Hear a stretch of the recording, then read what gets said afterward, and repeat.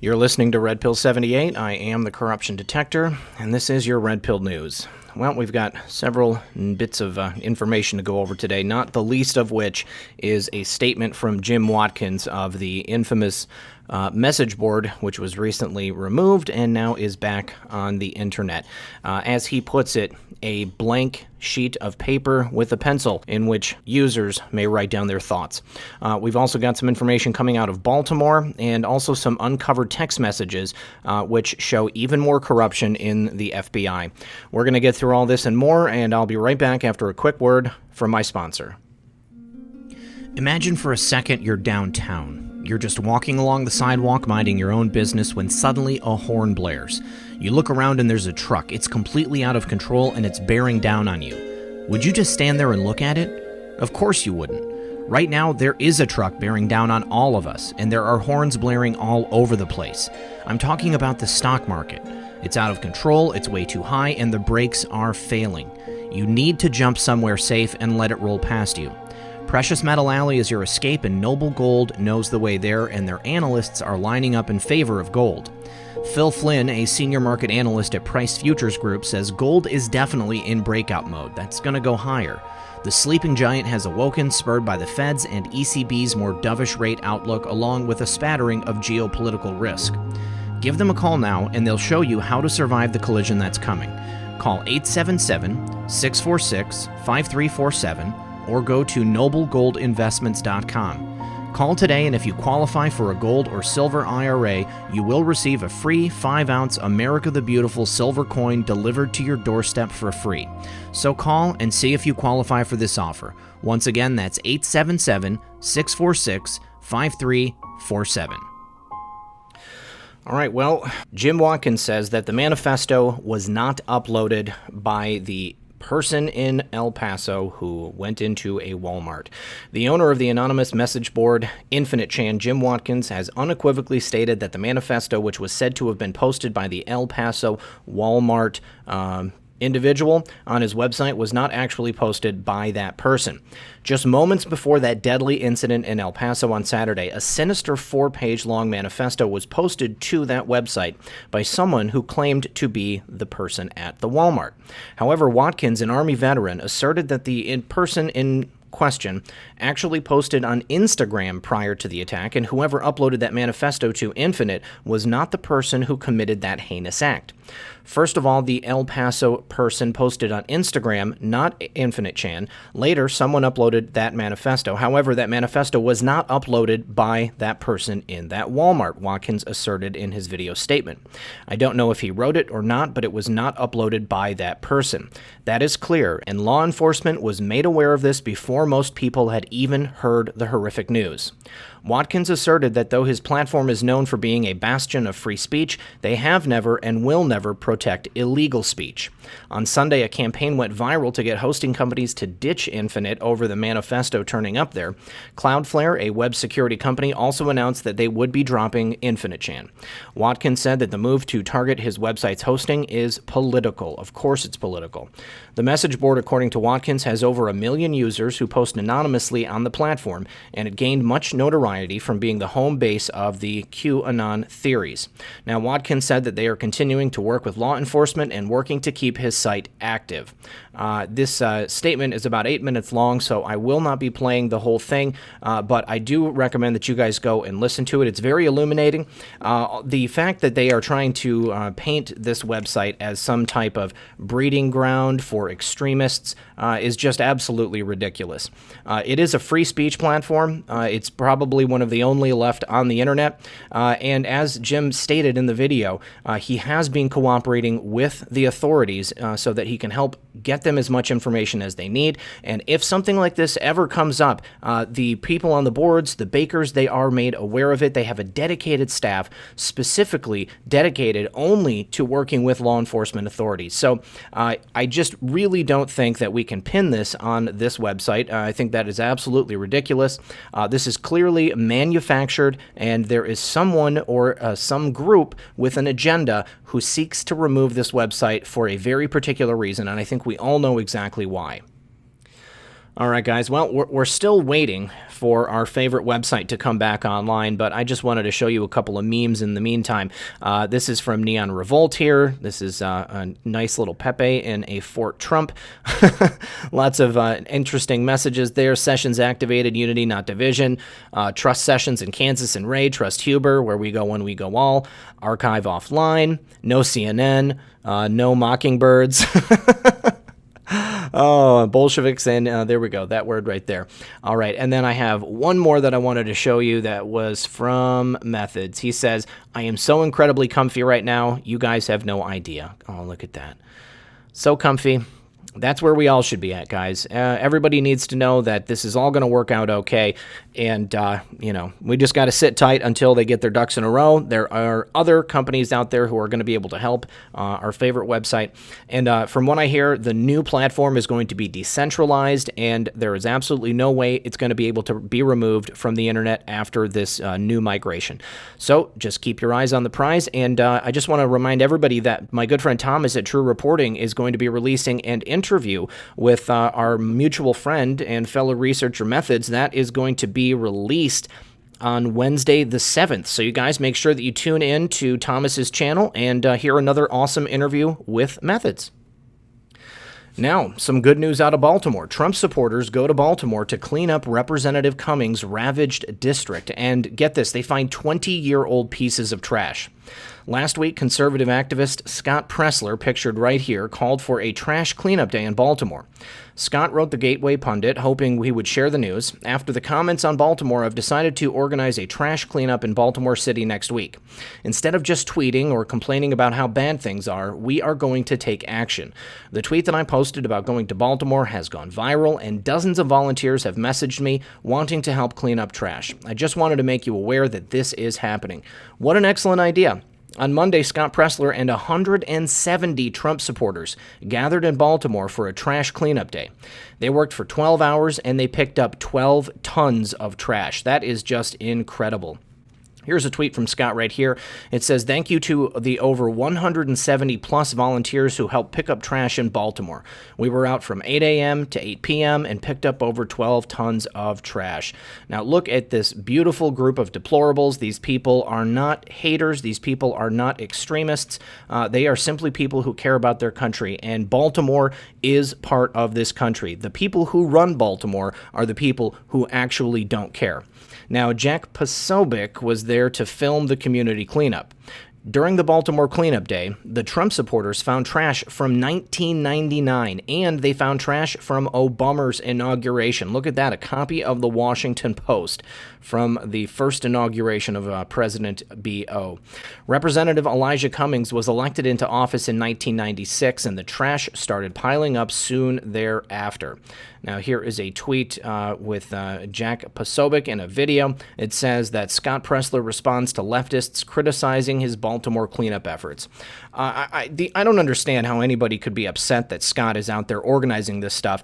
Maybe they're only upset because they didn't get the idea to do this sooner. Like, how much effort did it take? President Trump calls attention to Baltimore. Scott Pressler puts a tweet out. Next thing you know, we've got almost 200 patriots who are willing to go into Baltimore despite the danger, despite the disgusting nature of that trash. They are there cleaning it up, making Baltimore a much better place, making Baltimore great again.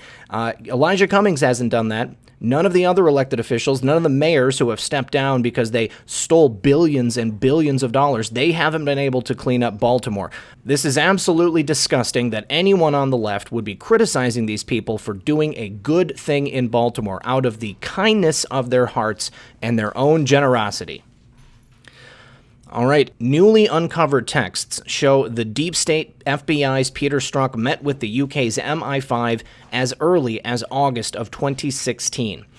The deep state is releasing information related to their Russia hoax in an effort to soften the blow and manage the message before their entire criminal coup is uncovered.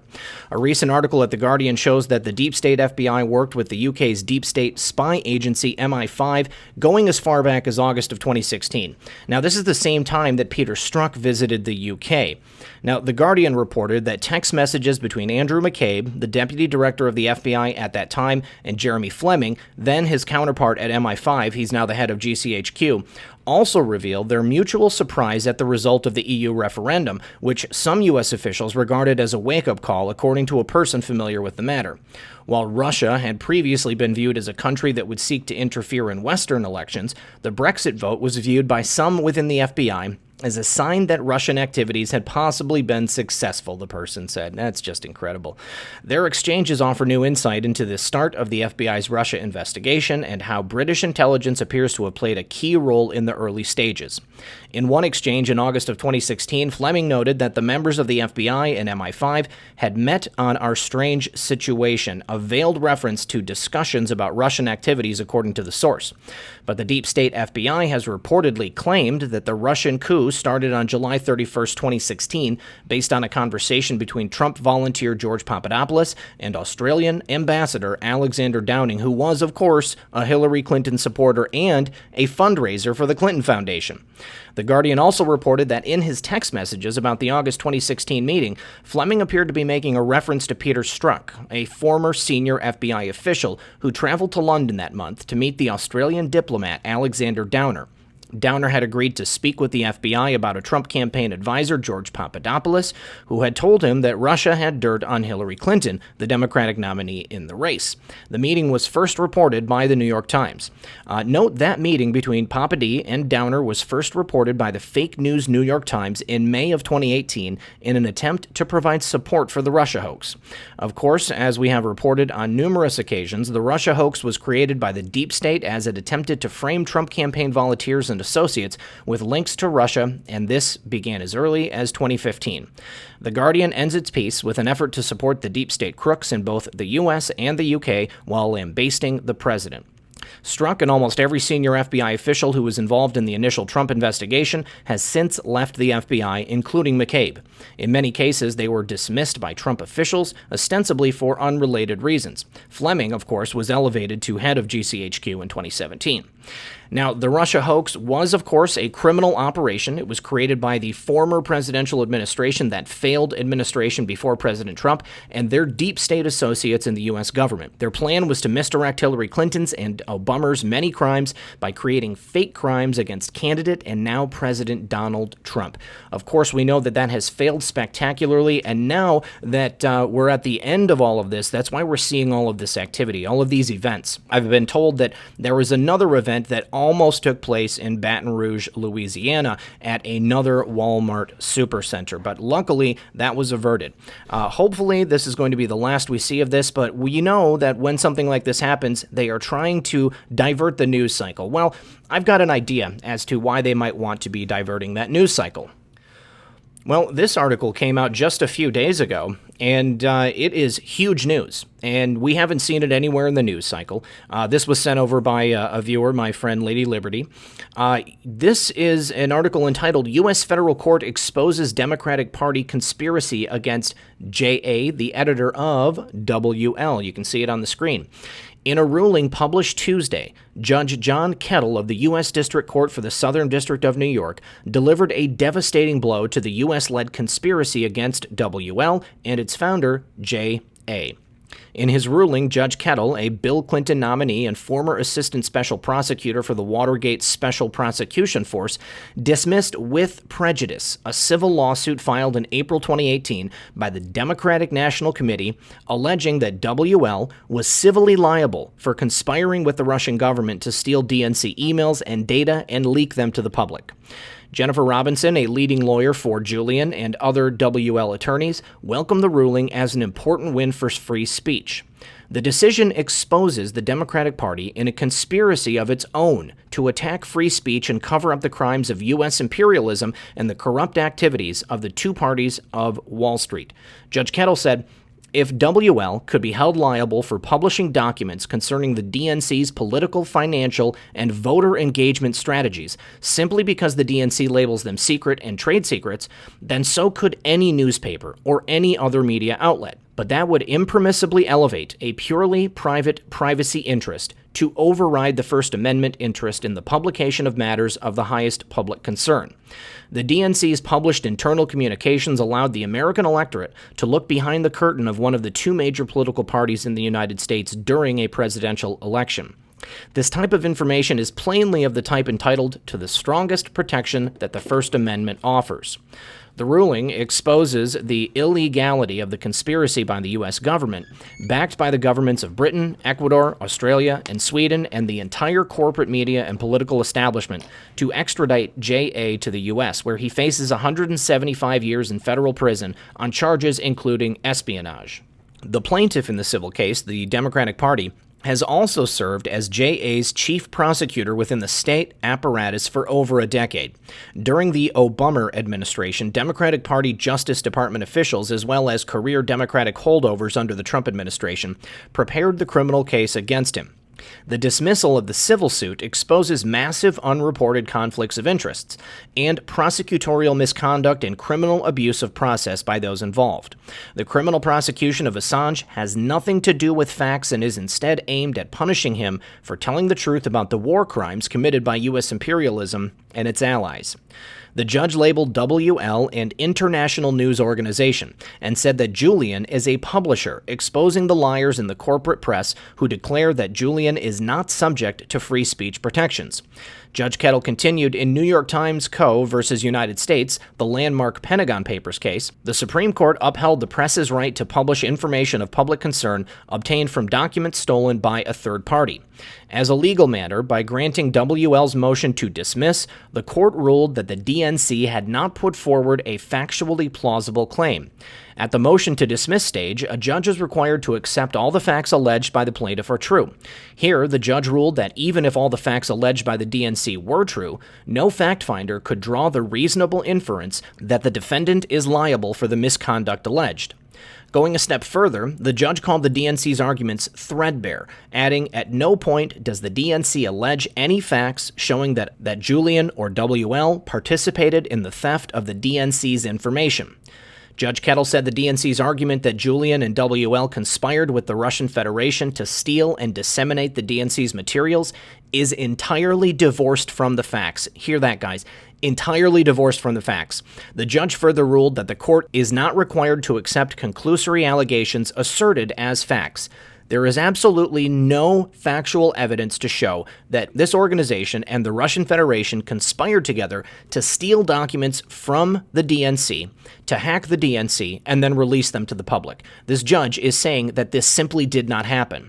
The judge further dismantled the DNC's argument that the WL organization is guilty by association with Russia, calling the alleged connection between Julian and the Russian government irrelevant, because a person is entitled to publish stolen documents that the publisher requested from a source so long as the publisher did not participate in that theft. Judge Kettle also rejected the DNC's claim that WL can be held liable for the theft as an after-the-fact conspirator of the stolen documents. Calling this argument unpersuasive, the judge wrote that it would eviscerate constitutional protections. Such a rule would render any journalist who publishes an article based on stolen information a co-conspirator in the theft. In its April 2018 complaint, the DNC put forward a series of claims that have now been exposed as brazen lies, including that Julian, Trump, and Russia undermined and distorted the DNC's ability to communicate the party's values and visions to the American electorate. The complaint also alleged Russian intelligence services then disseminated the stolen confidential materials through GRU Operative 1, as well as WL and Julian, who were actively supported by the Trump campaign and Trump associates as they released and disclosed the information to the American public at a time and in a manner that served their common goals. At the time the DNC filed its complaint, the New York Times wrote that the document relies on publicly known facts, as well as information that has been disclosed in news reports and subsequent court proceedings. The lawsuit comes amid a swirl of intensifying scrutiny of Mr. Trump, his associates, and their interactions with Russia, the Times wrote. It is deeply ironic that Judge Kettle cited the Pentagon Papers case, New York Times versus United States, in this ruling. The DNC's baseless complaint cited the New York Times 8 times as proof of Julian and WL's ties to Russia, including articles by Times reporters Andrew Kramer, Michael Gordon, Niraj Chokshi, Sharon Lafreniere, KK Rebecca Lime, Eric Lichtbau, Noah Weiland, Alicia Parlapiano, and Ashley Parker, as well as a July 26, 2016 article by Charlie Savage titled J.A., Avowed Foe of Clinton, Timed Email Release for Democratic Convention. The first of these articles was published just weeks after the New York Times hired James Bennett as the editorial page editor in March of 2016. James Bennett's brother, Michael Bennett, is a presidential candidate, a senator from Colorado, and former chair of the DNC's Democratic Senatorial Campaign Committee. In 2018, Bennett signed a letter to Vice President Mike Pence noting he was extremely concerned that Ecuador had not canceled asylum for J.A., who was then trapped in the Ecuadorian embassy in London. "It is imperative," the letter read, "that you raise U.S. concerns with Ecuadorian President Lenin Moreno about Ecuador's continued support for Mr. J.A. at a time when WL continues its efforts to undermine democratic processes globally." In April 2019, after the Trump administration announced charges against J.A., the New York Times editorial board, under James Bennett's direction, wrote, "The administration has begun well by charging Mr. J.A. with an indisputable crime." 2 weeks later, Michael Bennett announced his presidential run and has since enjoyed favorable coverage on the Times editorial page. On Wednesday, the Times published a brief 6-page article on page 25 under the headline, "DNC Lawsuit Against Election is Dismissed." In its online edition, the Times prominently featured a link to its special page for the Mueller report, which is based on the same DNC-instigated threadbare lies that Judge Kettle kicked out of federal court. Now listen, guys, this is huge news. The very fact that we're not seeing this reported in the news is only due to the fact that we are inundated with the current events of the day, the terrible events that have happened in several places throughout the country, to act as some type of throw so that we're not going to be paying attention to the fact that Russia didn't hack the DNC, J.A. didn't help, the Trump campaign was not involved, there was absolutely no hack. This was due to a single individual who removed the documents from the server on a thumb drive and pass them off to people in a physical form. This is just disgusting to me. You know, they don't care that people are going to die. All they care about is that their cover is not going to be blown. All right, folks, that's all I have for you today. I want to thank everyone for joining me. As always, this has been Red Pill 78. I am the Corruption Detector, and this was your Red Pill News.